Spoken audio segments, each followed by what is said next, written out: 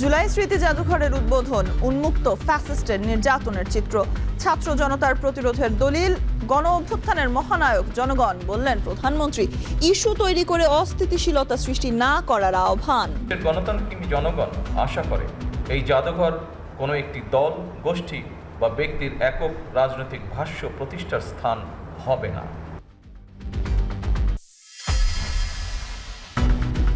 গণরায় বাস্তবায়নে আরেকটি বিপ্লবের প্রস্তুতি নেওয়ার আহ্বান জামায়াত আমিরের। গণ অভ্যুত্থান দিবসে রাজধানী সহ দেশের বিভিন্ন স্থানে জুলাই শহীদদের স্মরণ শ্রদ্ধা।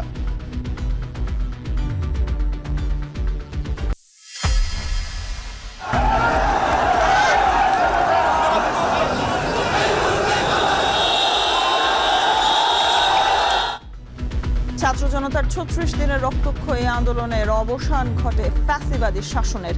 শেখ হাসিনার পলায়নে তৈরি বিজয়ের মাহেন্দ্রক্ষণ।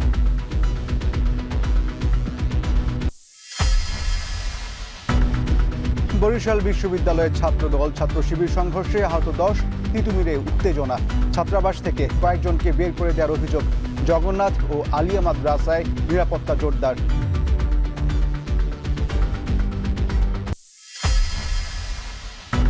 নীলফামারীর ডালিয়া পয়েন্টে তিস্তার পানি প্রবাহিত হচ্ছে বিপদ সীমার ওপরে, ডুবছে নিম্নাঞ্চল।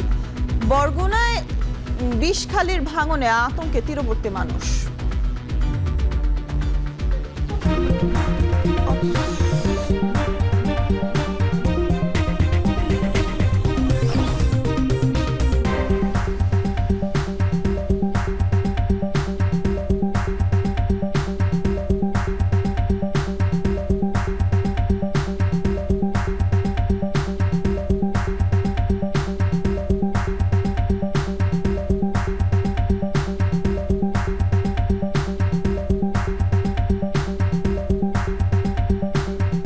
স্বাগত। এখন দুপুরে শুনছিলেন শিরোনাম। পুরো আয়োজন জুড়ে আপনাদের সাথে আছি আমি সুলতানা স্বর্ণা এবং আমি ইশতিয়াক আহমেদ। জুলাই জাদুঘর জনগণের সংগ্রাম, আত্মত্যাগকে জাতীয় স্মৃতিতে স্থায়ীভাবে ধারণের ঐতিহাসিক উদ্যোগ বলে মন্তব্য করেছেন প্রধানমন্ত্রী তারেক রহমান। জুলাই স্মৃতি জাদুঘরের উদ্বোধন শেষে তিনি বলেন, এই জাদুঘর ফ্যাসিবাদের মুখোশ উন্মোচন করবে। আরও বলেন, জুলাই অভ্যুত্থান কোনো ব্যক্তি বা একক দলের অর্জন নয়, ঐতিহাসিক এই বিজয়ের মহানায়ক জনগণ। এ সময় দেশ পথ হারালে জুলাই জাদুঘরে এসে পথ খুঁজে নেওয়ার আহ্বান জানান সাবেক প্রধান উপদেষ্টা ডক্টর ইউনূস। জাওয়াদ মাহমুদের প্রতিবেদন। দুর্দণ্ড প্রতাপশালী সাবেক প্রধানমন্ত্রী শেখ হাসিনার এই বাসভবন, যা ছিল ক্ষমতার অপব্যবহারের কেন্দ্রবিন্দু, সেই গণভবন রূপ পেল জুলাই স্মৃতি জাদুঘরে। শেরি বাংলা নগরে 17.68 একরের এই চত্বরের বাম দিকে রিকশার পাদানিতে জুলাইয়ের শহীদ নাফিসের রক্তাক্ত দেহ, মাঝে রিকশা চালক সুজনের আইকনিক স্যালুট, তার ঠিক পাশেই কফিন কাঁধে পিলখানা হত্যাকাণ্ডের প্রতিকৃতি। মূল ভবনে জুলাই গ্রাফিতি, মায়ের কাছে লেখা শহীদ আনাসের চিঠি এবং ভবনের পেছনের অংশে জুলাইয়ের প্রতিরোধের বিভিন্ন স্মৃতি, যেন জুলাই গণ অভ্যুত্থানের এক টুকরো ছবি।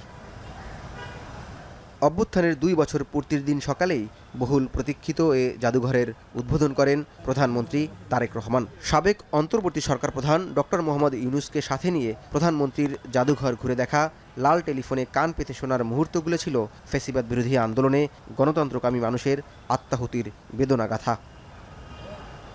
জুলাই গণ অভ্যুত্থান স্মৃতি জাদুঘর উদ্বোধনের মাহেন্দ্রক্ষণে অন্তর্বর্তী সরকারের সাবেক প্রধান উপদেষ্টা ডক্টর মোহাম্মদ ইউনূস এই জাদুঘরকে ইতিহাসের আতুরঘর উল্লেখ করে দেশ পথ হারালে জুলাই জাদুঘরে এসে পথ খুঁজে নেয়ার আহ্বান জানান। এই জাদুঘর তাৎক্ষণিকভাবে অতীতকে ধারণ করেছে, কিন্তু ভবিষ্যৎ রচনা করেছে। আমরা কারা, কি চাই, আমাদের মনে কি ছিল, এখান থেকে নতুন যাত্রাপথ রচনা হবে।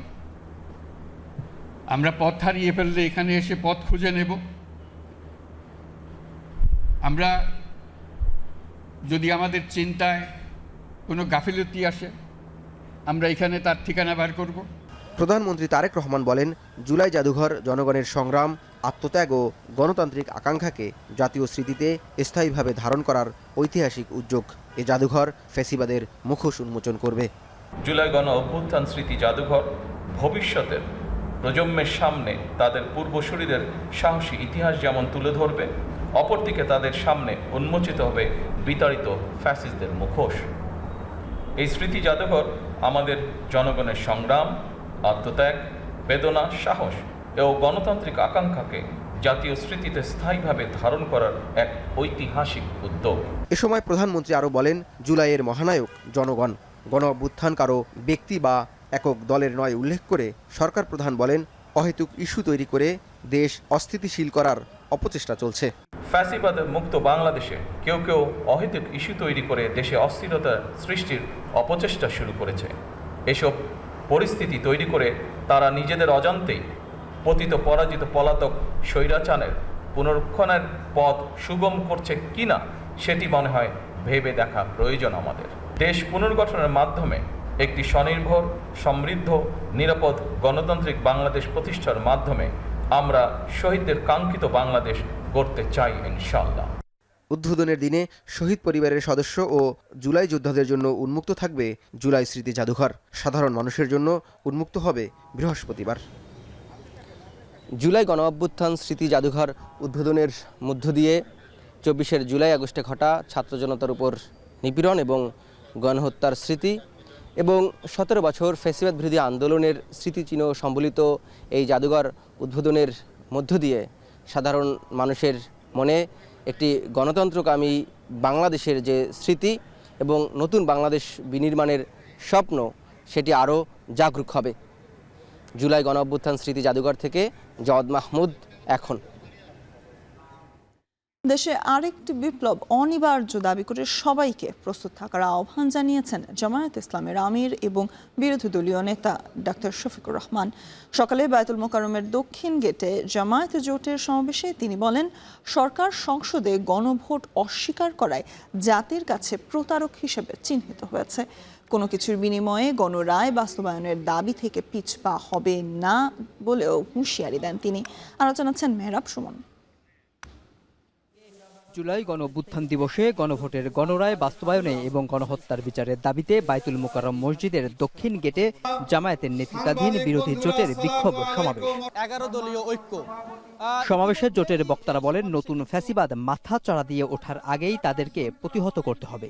সেই সাথে সবাইকে ঐক্যবদ্ধ থাকার আহ্বান জানান তারা। আমাদের মধ্যে যত বিভেদ থাকুক, গণতন্ত্রের জন্য, লাল সবুজের পতাকার জন্য জুলাই আমাদেরকে যুগে যুগে পথ দেখাবে এবং লড়াইয়ের জন্য প্রস্তুত করবে। আগে ঢাকাটা পরিষ্কার করেন, তারপরে বুঝবো আপনি সত্যিকার অর্থে বাংলাদেশের মানুষের মঙ্গলের জন্য এসেছেন। বিএনপির নব্য জালিম ভাইদেরকে লক্ষ্য করে স্পষ্ট বার্তা দিতে চাই, যদি জালিমের হাত জুলুমের হাত গুটিয়ে নাও, আমরা সব ভেঙে গুড়িয়ে দেব ইনশাআল্লাহ।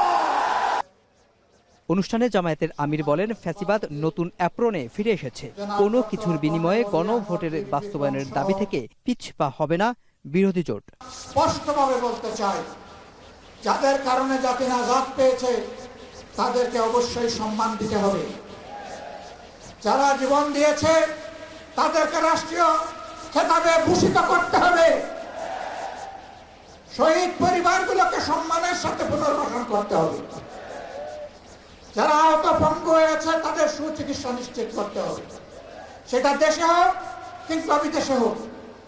বর্তমান অবস্থা বিবেচনায় আরেকটি বিপ্লব অনিবার্য উল্লেখ করে বিরোধী দলীয় নেতা বলেন, বিএনপির সন্ত্রাসী কার্যক্রম বন্ধ করা এবং জুলাই গণ অভ্যুত্থানে শহীদদের রাষ্ট্রীয় সম্মাননায় ভূষিত করতে হবে। মাত্র 5 মাসের ভিতরে জনগণের সাথে এত বিশ্বাসঘাতকতা করলেন কেন? আপনারা যদি বিশ্বাসঘাতকতা না করতেন, আমাদের তো অস্থিরতার কোনো কারণ ছিল না। দেশের 12টা বাজবে আর আমরা বসে বসে আঙুল চুষব। এর আগে ঢাকা বিশ্ববিদ্যালয়ের রাজু ভাস্কর্যে শিবিরের জামায়াতের সহকারী সেক্রেটারি জেনারেল বলেন, ক্ষমতায় গিয়ে বিএনপি তার অতীত ভুলে গেছে। ফ্যাসিবাদ বিরোধী ঐক্য রক্ষা করতে হলে জুলাই সনদের ভিত্তিতে রাষ্ট্র সংস্কার করতে হবে। শহীদের রক্তে গড়া ফ্যাসিবাদ বিরোধী ঐক্য যে কোনো মূল্যে আমরা অটুটে রাখব। মাননীয় প্রধানমন্ত্রী, যদি জাতীয় ঐক্য ফ্যাসিবাদ বিরোধী ঐক্য রক্ষা করতে হয়, তাহলে জুলাই সনদ গণভোটের ভিত্তিতে বাস্তবায়ন করতে হবে। এ সময় ছাত্রদল ও শিবিরের মধ্যকার সংঘর্ষ প্রসঙ্গে বক্তারা বলেন, ক্যাম্পাসে টেন্ডার বাণিজ্যের জন্য দখল ও সন্ত্রাস চালাচ্ছে ছাত্রদল। পতিত আওয়ামী লীগ ও ছাত্রলীগের পথ অনুসরণ করছে বলেও অভিযোগ করেন তারা। মেহরাব সুমন, এখন, ঢাকা। আজ ঐতিহাসিক ৩৬শে জুলাই ২০২৪ সালের ঘটনাবহুল এই দিনে পতন হয় শেখ হাসিনার ১৭ বছরের ফ্যাসিস্ট শাসনামলের। একদিন এগিয়ে আনা মার্চ টু ঢাকা কর্মসূচিতে জনসমুদ্রে রূপ নেয় রাজধানী। দেশ ছেড়ে পালিয়ে যান শেখ হাসিনা। গণভবন ও সংসদ ভবনে তৈরি হয় উল্লসিত জনতার ইতিহাস। বিজয়, সেনাপ্রধানের ভাষণ আর নেতৃত্ব দেয়া সমন্বয়কদের বহুল প্রতীক্ষিত সংবাদ সম্মেলনের মাধ্যমে জুলাই গণঅভ্যুত্থানের বিজয় গাথা রচিত হয় সেদিন। বিস্তারিত আরও জানাচ্ছেন তহিদুল তারেক। আমাদের যে ৬ তারিখের যেই লং মার্চ টু ঢাকা কর্মসূচি ছিল সেটাকে আমরা একদিন এগিয়ে নিয়ে এসেছি, অর্থাৎ আগামীকাল ৫ই অগস্ট সারা দেশের মুক্তিকামী জনতাকে ঢাকার উদ্দেশ্যে রওনা হওয়ার জন্য আমরা আহ্বান জানাচ্ছি। ৫ আগস্ট সোমবার ২০২৪, ইতিহাসের সন্ধিক্ষণে বাংলাদেশ। আগের দিনের এই ঘোষণা সরকার পতনের শেষ পেরেক। গণহত্যার বিপরীতে আপামর জনতার লং মার্চ আগ্নেয়গিরির অগ্ন্যুৎপাতের মতো বিস্ফোরিত হওয়ার অপেক্ষায়। লং মার্চ প্রতিরোধে ঢাকার প্রবেশপথগুলোতে ভোরের আলো ফোটার আগেই পুলিশ, র্যাব আর সেনাবাহিনীর কঠোর অবস্থান। কাঁটাতার, মরণাস্ত্র আর সাজোয়াজারের উপস্থিতি জানান দিচ্ছিল নড়ে যাওয়া গদি রক্ষায় নির্মমতার শেষ পর্যায়ে নামতে প্রস্তুত তৎকালীন ফ্যাসিস্ট সরকার। সকাল ৭টা পর্যন্ত আন্দোলনের ৩ হটস্পট যাত্রাবাড়ি, উত্তরা ও রামপুরায় আইনশৃঙ্খলা বাহিনী ছাড়া ছিল না তেমন কেউ। উদ্বেগ, উৎকণ্ঠা আর শঙ্কার সংমিশ্রণে গুমট ঢাকার রাজপথ। কোটা আন্দোলন থেকে সরকার পতনের মার্চ টু ঢাকা কর্মসূচি ঘিরে কেন্দ্রীয় শহীদ মিনার এলাকাসহ সকাল থেকেই চানখারপুল ও নিমতলিতে জড়ো হওয়ার চেষ্টা করতে থাকে ছাত্র জনতা। সকাল 10টার পর থেকে খারাপ হতে থাকে পরিস্থিতি। গুলি আর টিয়ার শেলে নির্মম প্রতিরোধের চেষ্টা চালায় পুলিশ বাহিনী। এদিন নিরাপত্তা বাহিনীর গুলিতে চানখারপুলে প্রাণ হারায় শহীদ আনাস সহ আরও ৬ জন।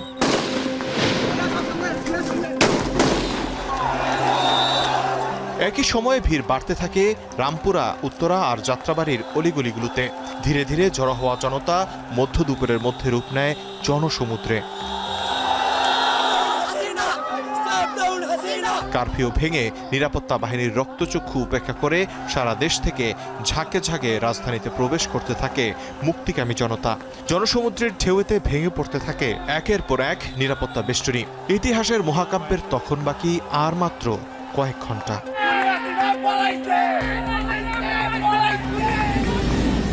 এদিকে পরিস্থিতি বেগতিক দেখে গণভবন ছাড়ার প্রস্তুতি নেন শেখ হাসিনা। দেশের আপামর জনতার উপর সেনাবাহিনীর গুলি ছুড়তে অপারগতা উপসংহার টেনে দেয় ১৭ বছরের এক বন্দিশালার। দুপুর ২টার মধ্যে খবর আসে হেলিকপ্টারে করে পালিয়েছেন শেখ হাসিনা। এমন খবরে বিজয় উল্লাস করে গণভবন ও সংসদ ভবনমুখী হয় ছাত্র জনতা।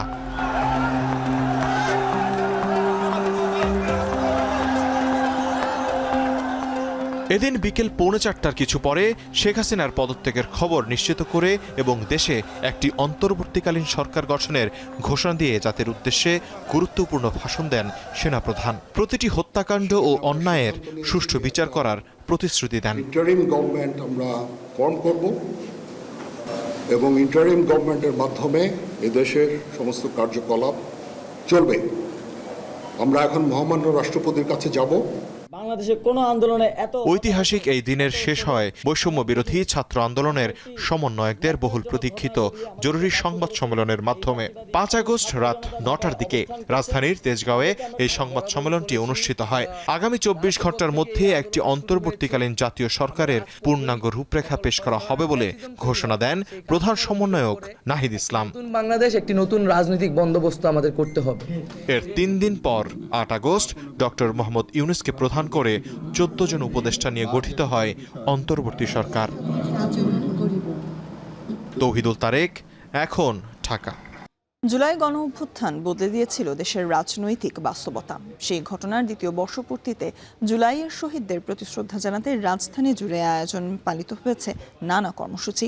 শ্রদ্ধা নিবেদন করেছেন মুক্তিযুদ্ধ বিষয়ক মন্ত্রী, প্রতিমন্ত্রী সহ তথ্য ও সম্প্রচার মন্ত্রণালয় ও পুলিশের ঊর্ধ্বতন কর্মকর্তারা।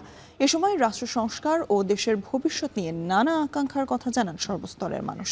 আরও জানাচ্ছেন শাহরিয়ার জামান পুলক। 2 বছর আগে ছাত্র জনতার গণঅভ্যুত্থানের মধ্য দিয়ে পতন হয় শেখ হাসিনা সরকারের। দ্বিতীয় বর্ষপূর্তিতে রাজধানী জুড়ে নানা কর্মসূচির মাধ্যমে স্মরণ করা হয়েছে জুলাইয়ের শহীদদের। একই সঙ্গে বিচার, রাষ্ট্র সংস্কার, গণতন্ত্র এবং দেশের রাজনৈতিক ভবিষ্যৎ নিয়ে উঠে এসেছে বিভিন্ন পক্ষের প্রত্যাশা ও অবস্থান। বুধবার ভোর 6:01 রাজধানীর শাহবাগে জুলাই স্মৃতিস্তম্ভে পুষ্পস্তবক অর্পণ করেন মুক্তিযুদ্ধ বিষয়ক মন্ত্রী আহমেদ আজম খান ও প্রতিমন্ত্রী ইশরাক হোসেন। পরে বিভিন্ন রাজনৈতিক, সামাজিক ও সাংস্কৃতিক সংগঠন সহ নানা শ্রেণী পেশার মানুষ শহীদদের প্রতি শ্রদ্ধা জানান। মুক্তিযুদ্ধ বিষয়ক মন্ত্রী বলেন, জুলাই গণঅভ্যুত্থানের চেতনাকে ধারণ করেই জুলাই সনদ বাস্তবায়ন এবং গণতান্ত্রিক ও সমৃদ্ধ বাংলাদেশ গঠনে কাজ করছে সরকার। এই জুলাই গণঅভ্যুত্থানকে আমরা স্মরণ করছি, আমরা পালন করছি, আমরা উদযাপন করছি।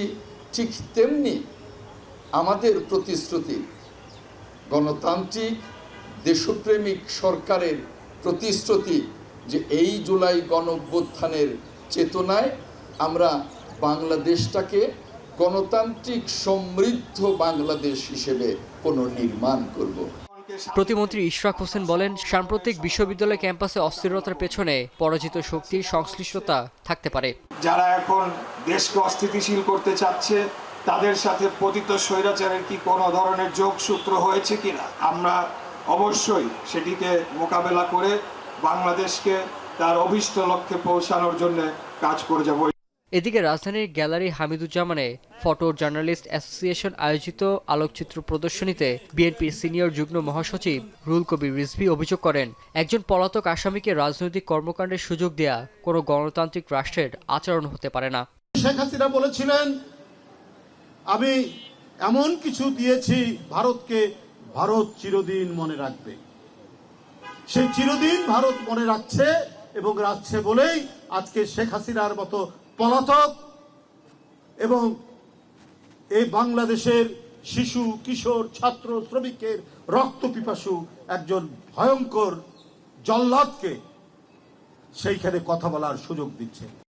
অন্যদিকে জাতীয় প্রেস ক্লাবে জুলাই গণঅভ্যুত্থানের বর্ষপূর্তি উপলক্ষে বাংলাদেশ ফেডারেল সাংবাদিক ইউনিয়নের র্যালিতে সংগঠনটির মহাসচিব আব্দুল কাদের গনি চৌধুরী বলেন, জুলাই আন্দোলন প্রমাণ করেছে জাতীয় ঐক্যের কোনো বিকল্প নেই। একই অনুষ্ঠানে ঢাকা সাংবাদিক ইউনিয়নের সভাপতি শহীদুল ইসলাম শেখ হাসিনাকে দেশে ফিরিয়ে বিচারের দাবি জানান। চিহ্নিত যারা, প্রকৃত দোষী যারা, তাদেরকে বিচারের মুখোমুখি করার আহ্বান জানাচ্ছে এবং ফাঁসির কাস্টে ঝুলিয়ে এমন দৃষ্টান্ত স্থাপন করতে হবে যাতে আগামীতে কোনো এই ধরনের ফ্যাসিস্ট সরকার বাংলাদেশে জন্ম না হয়। গণঅভ্যুত্থানের 2 বছর পরও জুলাইকে ঘিরে রাজনৈতিক বক্তব্য, বিচার প্রক্রিয়া, রাষ্ট্র সংস্কার এবং জাতীয় ঐক্যের প্রশ্নই রয়ে গেছে আলোচনার কেন্দ্রবিন্দু। ফ্যাসিস্টদের পতন করতে চান, ফ্যাসিস্টদের পুনর্বাসন করতে চান। শাহরিয়ার জামান পুলক, এখন ঢাকা। 24 জুলাই গণঅভ্যুত্থানে স্বৈরাচার বিরোধী প্রতিরোধের মূল কেন্দ্রবিন্দু ছিল ঢাকা বিশ্ববিদ্যালয়। জুলাই গণঅভ্যুত্থানের দ্বিতীয় বার্ষিকী উপলক্ষে এবার সেই বিশ্ববিদ্যালয়ে ভিত্তিপ্রস্তর স্থাপন করা হলো জুলাই স্মৃতিস্তম্ভের। এছাড়া টিএসসিতে আলোচনা সভায় ঐতিহাসিক ওই অভ্যুত্থানে হতাহতের ঘটনায় অবিলম্বে বিচার নিশ্চিত করার দাবি জানান শহীদ পরিবারের সদস্যরা। বিস্তারিত প্রতিবেদনে। 24 জুলাইয়ে সংঘটিত ছাত্র জনতার আন্দোলনে নেতৃত্ব ও প্রতিরোধের মূল কেন্দ্রবিন্দু হিসাবে কাজ করে ঢাকা বিশ্ববিদ্যালয়। এ বিশ্ববিদ্যালয়ের শিক্ষার্থীদের হাত ধরেই তৈরি হয় বৈষম্য বিরোধী ছাত্র আন্দোলন প্ল্যাটফর্মের মূল রূপরেখা। এই বিশ্ববিদ্যালয়ের শিক্ষার্থীদের হাত ধরেই তৈরি হয় বৈষম্য বিরোধী ছাত্র আন্দোলন প্ল্যাটফর্মের মূল রূপরেখা। বুধবার সকালে জুলাই আন্দোলনে হতাহতদের স্মরণে বিশ্ববিদ্যালয়ের শিক্ষক ও জুলাইয়ের শহীদ পরিবারদের নিয়ে মল চত্বরে জুলাই স্মৃতিস্তম্ভের ভিত্তিপ্রস্তর স্থাপন করেন ঢাকা বিশ্ববিদ্যালয়ের উপাচার্য অধ্যাপক ডক্টর এবিএম ওবায়দুল ইসলাম।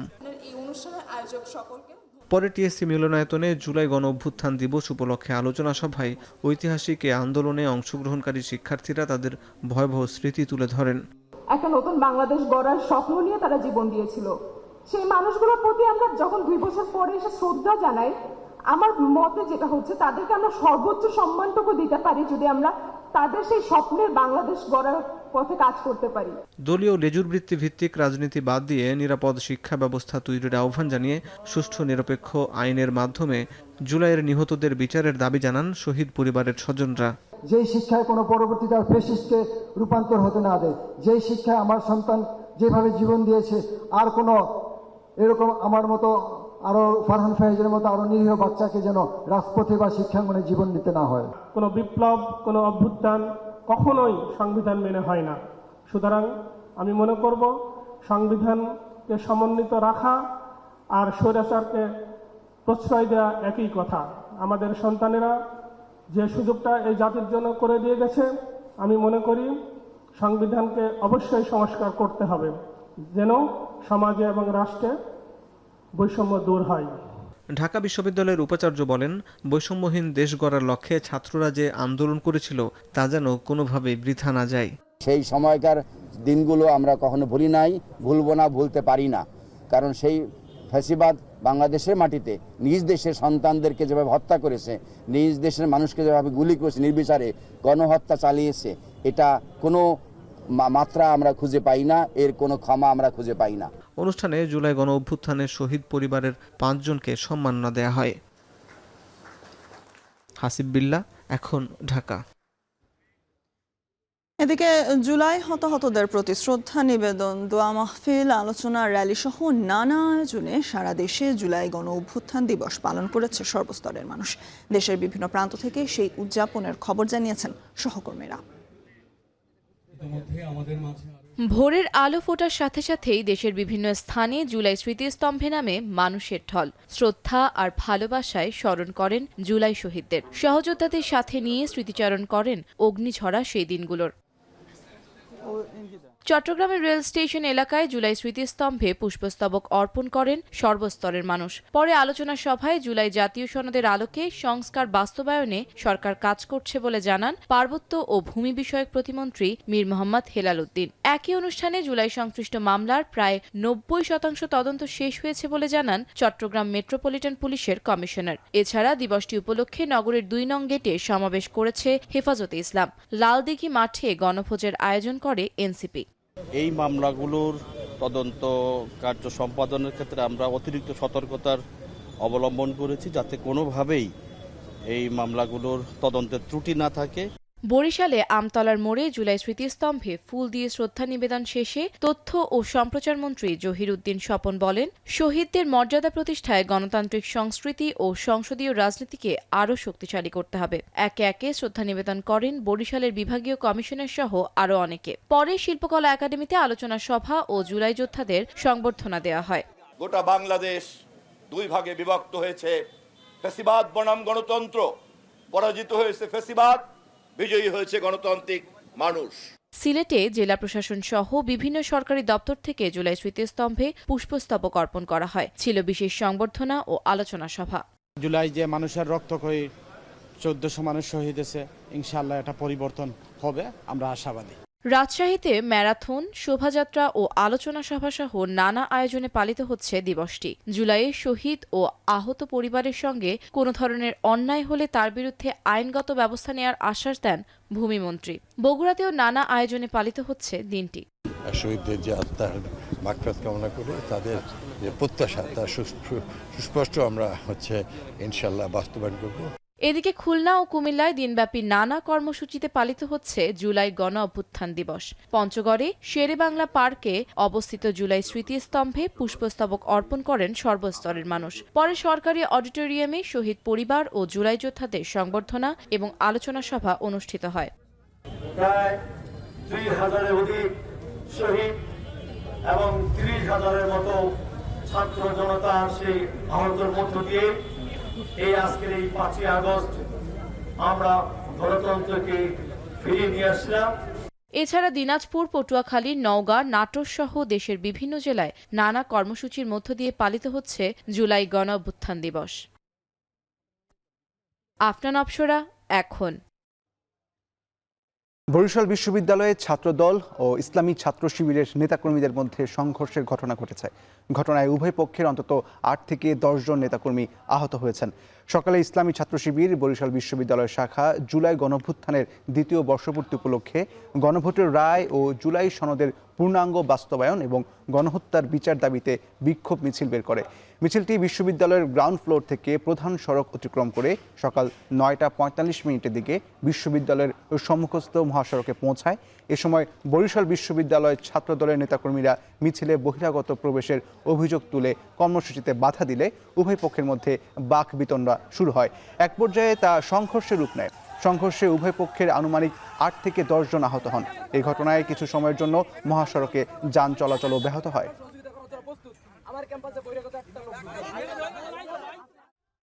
রাজধানীর সরকারি তিতুমির কলেজে জুলাই গণঅভ্যুত্থান দিবস উপলক্ষে আয়োজিত অনুষ্ঠানে অংশ নিতে গিয়ে জাতীয় ও ছাত্র শক্তির 2 নেতার উপর হামলার অভিযোগ উঠেছে ছাত্র দলের নেতাকর্মীদের বিরুদ্ধে। বুধবার বেলা 11:15টার দিকে কলেজ অডিটোরিয়ামে এই ঘটনা ঘটে। হামলায় জাতীয় ছাত্র শক্তি তিতুমির কলেজ সংসদের আহ্বায়ক সাখওয়াত হোসেন ও সদস্য সচিব আল নোমান নীরব সহ বেশ কয়েকজন নেতাকর্মী আহত হন।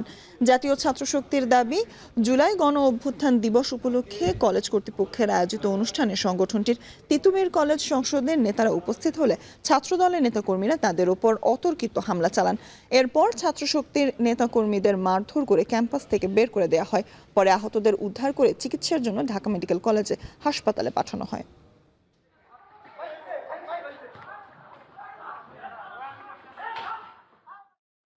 এদিকে গতকালের ধাওয়া পাল্টা ধাওয়ার ঘটনার পর বুধবার সকাল থেকে থমথমে জগন্নাথ বিশ্ববিদ্যালয় ক্যাম্পাস। যে কোনো অপ্রীতিকর পরিস্থিতি এড়াতে ক্যাম্পাস জুড়ে বাড়ানো হয়েছে নিরাপত্তা ব্যবস্থা। শিক্ষার্থীদের প্রবেশ সাময়িকভাবে বন্ধ রেখে প্রধান ফটকে কড়াকড়ি আরোপ করেছে বিশ্ববিদ্যালয় প্রশাসন। প্রক্টর জানিয়েছেন, সার্বিক পরিস্থিতি নিয়ন্ত্রণে রাখতে নেওয়া হয়েছে প্রয়োজনীয় সব ধরনের সতর্কতামূলক ব্যবস্থা। এদিকে আলিয়া মাদ্রাসা কেন্দ্রিক সংঘর্ষের ঘটনার জেরে বকশীবাজার এলাকাতেও জোরদার করা হয়েছে পুলিশের নিরাপত্তা। সকাল থেকেই শিক্ষার্থীরা সেখানে অবস্থান নিলেও হলে প্রবেশ করতে না দেওয়ার অভিযোগ করেন অনেকে। লালবাগ বিভাগের অতিরিক্ত উপ পুলিশ কমিশনার জানান, সার্বিক নিরাপত্তা পরিস্থিতি বিবেচনায় রেখেই এই সিদ্ধান্ত নেওয়া হয়েছে।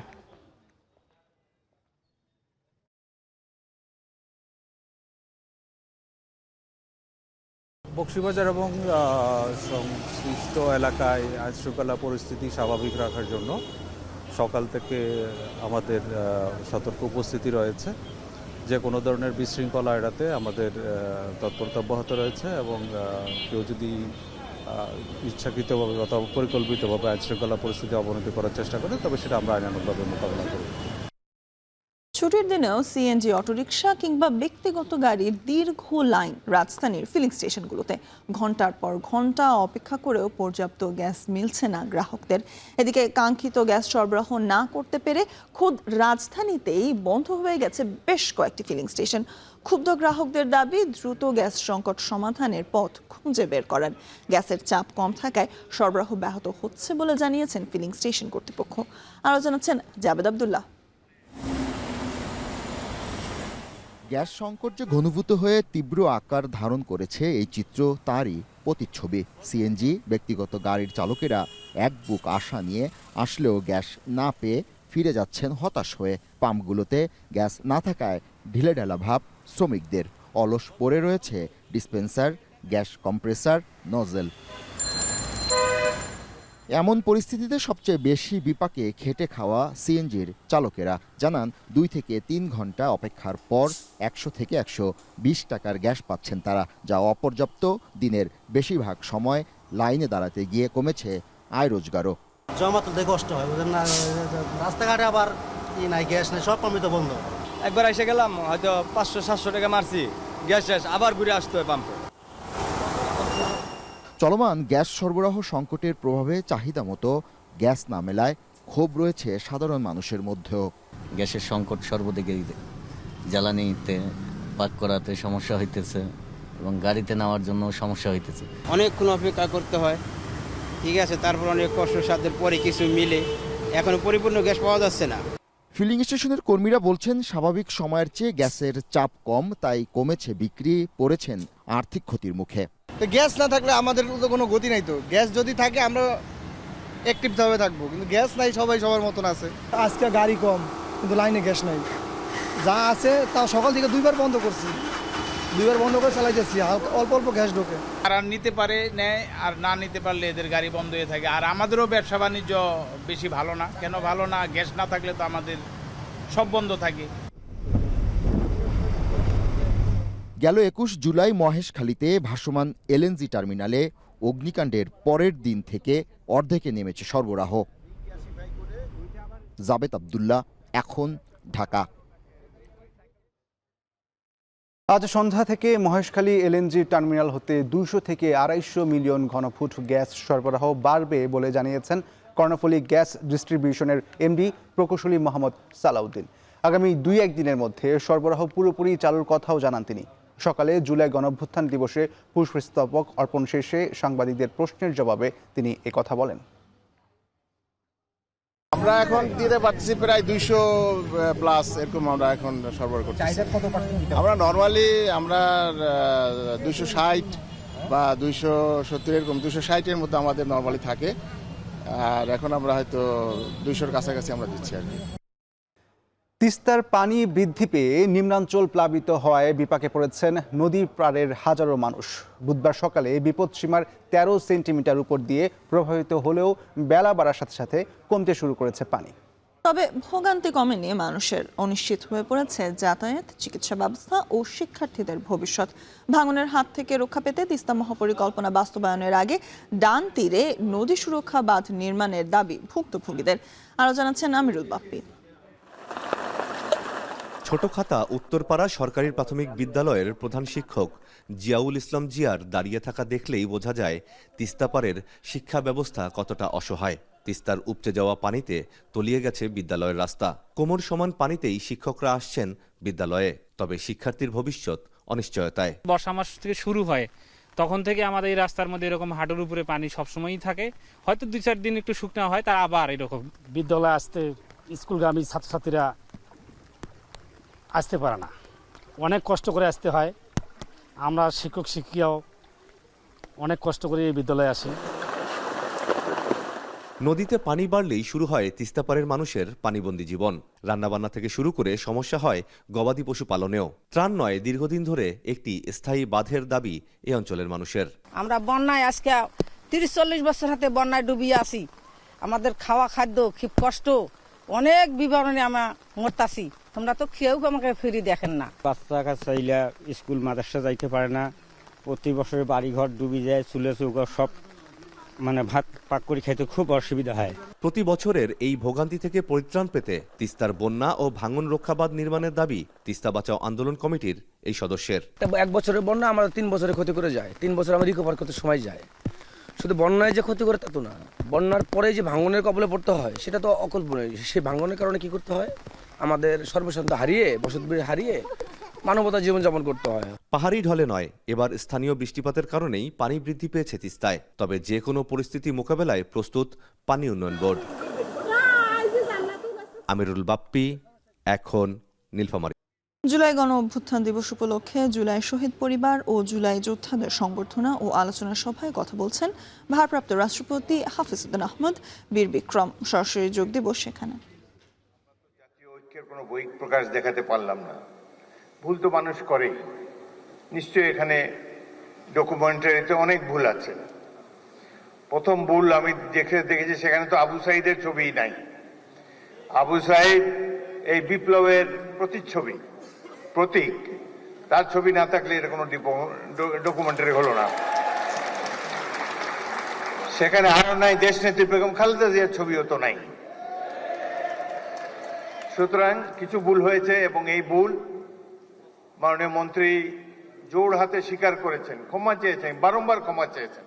তারপর তো শান্ত হওয়া উচিত এই ধরনের একটা জাতীয় অনুষ্ঠানে। এটাকে পুষে সংসদের মতো একটা ওয়াকআউট, এটি বাঞ্ছনীয় নয়।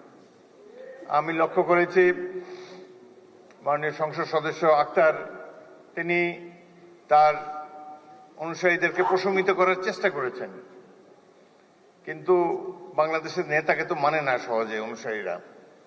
প্রতি মুহূর্তেই তারা যে নেতার চেয়ে বড় এটা প্রমাণ দেওয়ার জন্য মুখিয়ে থাকে। সেই কারণেই এই ধরনের একটা অনুষ্ঠানের এই পরিণতি হলো। এখানে যারা বিদেশি বসা ছিল, আমি মনে মনে চিন্তা করছিলাম যে ইংরেজিতেই ভাষণ দেবো, বিদেশিরা দেখুক 16 বছর আমরা কিভাবে কাটিয়েছি, কিন্তু তারা তো চলেই গিয়েছে। যাই হোক, জাতীয় অনুষ্ঠানে এই ধরনের বিশৃঙ্খলতা মোটেই কাম্য ছিল না। ভাই, আমরা তো জনগণের ভোট নিয়ে এখানে এসেছি, জনগণের নির্বাচিত প্রতিনিধি, আমরা হাওয়ার থেকে উড়ে এসে বসি নাই এখানে। সুতরাং এই সরকার নির্বাচিত একটি সরকার, এটুকু শ্রদ্ধা সম্মান প্রাপ্য। ভুল তো আমরা করি, আরো হয়তো সামনে আরো ভুল করব, সেই ভুল করলে তার জন্য মাসুলও দেব, কিন্তু সবাই মিলে ভুল সংশোধন করতে চাই। সকালে অনুষ্ঠানটা একটা চমৎকার একটা অনুষ্ঠান ছিল।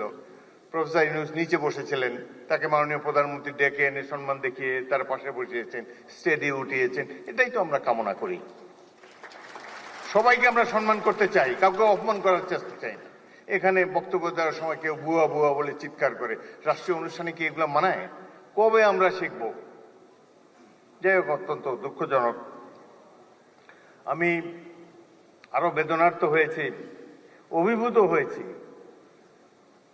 মা তার অন্ধ ছেলেকে নিয়ে এখানে দাঁড়িয়েছেন।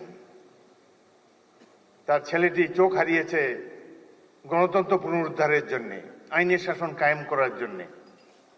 আজকে তারা আমাদের সামনে এসে দাঁড়িয়ে যদি মর্যাদাই না পান, তাদেরকে যদি আবারও ছোটখাটো চাওয়া পাওয়ার জন্য মন্ত্রীদের দ্বারে ঘুরতে হয়, সেটি জাতির জন্য লজ্জা।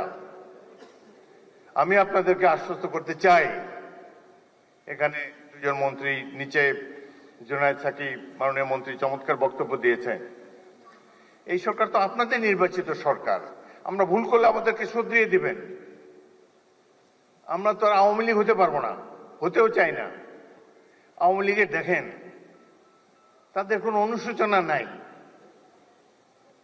এত অন্যায়, অবিচার, খুন, গুম, মানি লন্ডারিং, হত্যা, নির্যাতন, আয়নাঘর, এতে তারা কোনো লজ্জাবোধ করে না। তো আবার বলে যে চীন মন্ত্রী সম্মেলনে বক্তব্য রাখছেন ভারপ্রাপ্ত রাষ্ট্রপতি, আমরা যোগ দিয়েছিলাম সেখানে। এদিকে অতিবৃষ্টি বন্যায় বিপর্যস্ত ভারতের উত্তর পূর্ব ও উত্তর পশ্চিমাঞ্চল। দীর্ঘস্থায়ী বন্যা থেকে এখনও ঘুরে দাঁড়াতে পারেনি আসাম। প্রাণহানি বেড়ে দাঁড়িয়েছে 87 জনে। মেঘালয় ও অরুণাচলে জারি রয়েছে রেড অ্যালার্ট। এছাড়া দিল্লি, হরিয়ানা, পাঞ্জাব, উত্তরপ্রদেশ সহ বেশ কিছু রাজ্যে হলুদ সতর্কতা জারি করেছে আবহাওয়া অফিস। এছাড়াও কেরালায় বন্যা ও ভূমিধসের মৃতের সংখ্যা বেড়ে দাঁড়িয়েছে 20 জনে। অন্যদিকে শ্রীলঙ্কায় আকস্মিক বন্যা ও ভূমিধসে প্রাণহানি বেড়ে দাঁড়িয়েছে 7 জনে। আরও জানাচ্ছেন তানভীর জনি। বর্ষা মৌসুমে প্রায় প্রতি বছরই ব্রহ্মপুত্রের পানির প্রবাহ বেড়ে ভারতের উত্তর পূর্বাঞ্চলীয় রাজ্য আসামে দেখা দেয় বন্যা। গেল জুলাইয়ে রেকর্ড বৃষ্টিপাতে আসামের প্রধান নদীগুলোর পানি উপচে পড়ায় বেশ কিছু জায়গায় ভেঙে গেছে বাঁধ। এতে প্লাবিত হয়েছে হাজার হাজার হেক্টর ফসলি জমি। বন্যার পানিতে ভেসে গেছে কয়েক লাখ গবাদি পশু ও শত শত ঘরবাড়ি। গেল কয়েকদিনের একটানা প্রবল বৃষ্টি ও বন্যায় ভয়াবহ বিপর্যয়ের মুখে গোটা আসাম রাজ্য। সময় যত গড়াচ্ছে বাড়ছে প্রাণহানির সংখ্যা। এখনও নিখোঁজ অনেকে। বন্যা কবলিত বাসিন্দাদের ঠাঁই মিলেছে রেললাইনের পাশে অস্থায়ী তাঁবুতে। ঘরবাড়ি ও কৃষিজমি হারিয়ে মানবেতর দিন পার করছেন তারা। इतना पानी दिखा नहीं था, इतना क्विक पानी, इतना जोर से आया, मतलब पानी हम लोग का घर का अंदर का जितना सामान है निकाल नहीं सके।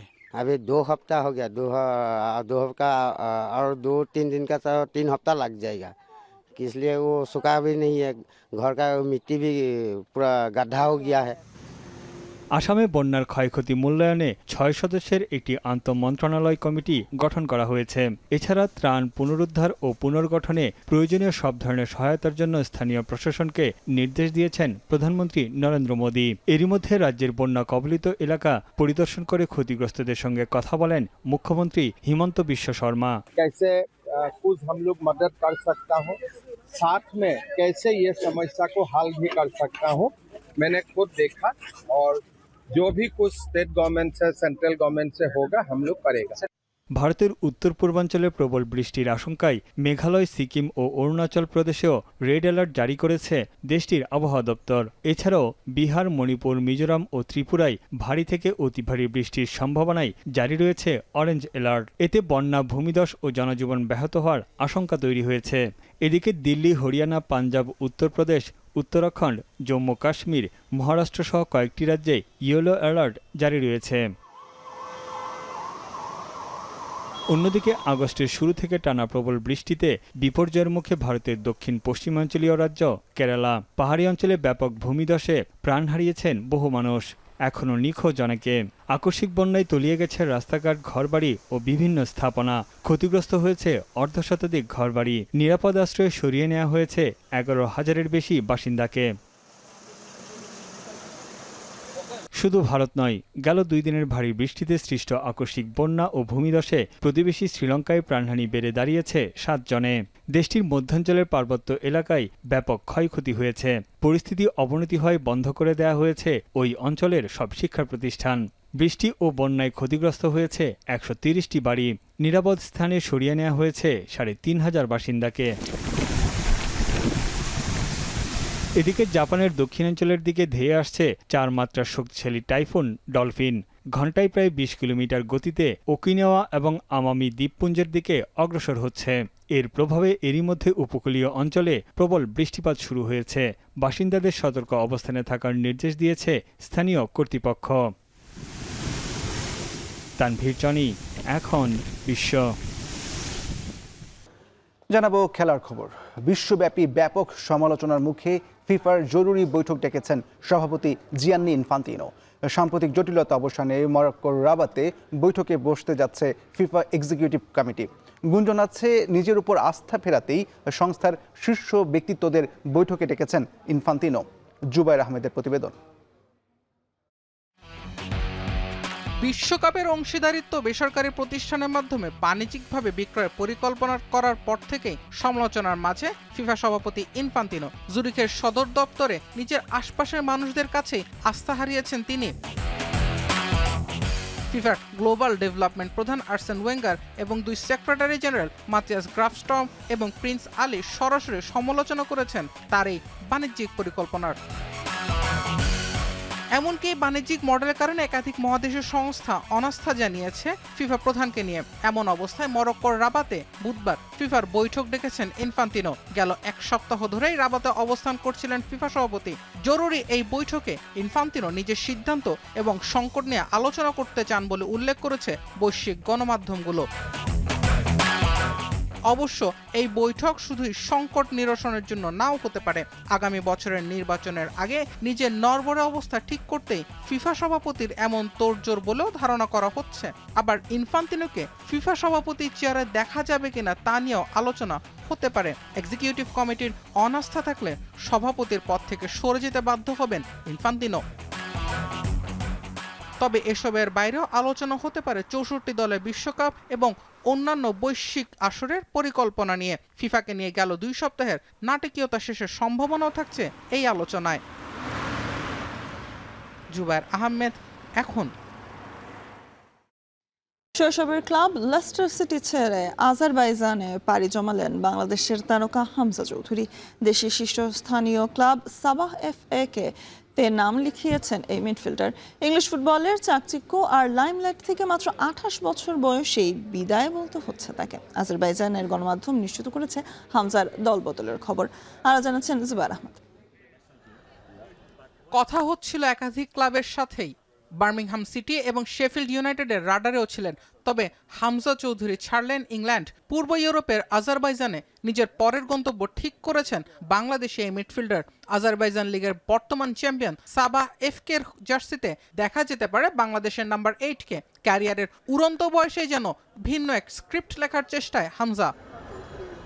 আজারবাইজানের গণমাধ্যম আকসার নিজস্ব সূত্রে হামজা চৌধুরীর এই দলবদলের খবর জানিয়েছে। 2 দলের মাঝে কয়েক দফা আলোচনা শেষেই হামজা রাজি হয়েছেন এই ক্লাবের হয়ে খেলতে। যদিও লেস্টার সিটি ক্লাব অফিসিয়াল বা ইংলিশ কোনো গণমাধ্যম এই বিষয়ে নিশ্চিত করতে পারেনি। এমনকি কত টাকায় দলবদল হয়েছে সেটিও জানাতে পারেনি আকসার। লেস্টার সিটিতে একটি FA কাপ, একটি EFL চ্যাম্পিয়নশিপ আর 2023-24 মৌসুমে চ্যাম্পিয়নশিপ লিগ জিতেছিলেন হামজা। খেলেছেন শেফিল্ড ইউনাইটেড আর ওয়াটফোর্ডেও। তবে আপাতত কোথাও ঠাঁই হচ্ছে না বাংলাদেশি তারকার। ক্লাব হিসেবে 3য় বিভাগে নেমে যাওয়ার পর দাম কমেছে লেস্টারের সব ফুটবলারের। জেরেমি মঙ্গা ছাড়া লেস্টারের কোনো তারকাই এবার বড় দলে দল বদল করতে পারেননি। সেটারই প্রভাব পড়ল হামজার দল বদলে। বিভিন্ন ক্লাবের আলোচনায় থাকলেও শেষ পর্যন্ত অন্য কোনো ইংলিশ ক্লাবের স্কোয়াডে থাকছে না বাংলাদেশি তারকার নাম। মাত্র 8 বছর আগে আজারবাইজানের ফুটবলে আবির্ভাব হয় সাবাহ এফকের। সবশেষ মৌসুমে লিগ শিরোপার পাশাপাশি আজারবাইজান কাপের চ্যাম্পিয়নও তারা। বর্তমানে দলটি ব্যস্ত উয়েফা চ্যাম্পিয়ন্স লিগের কোয়ালিফাই পর্বে।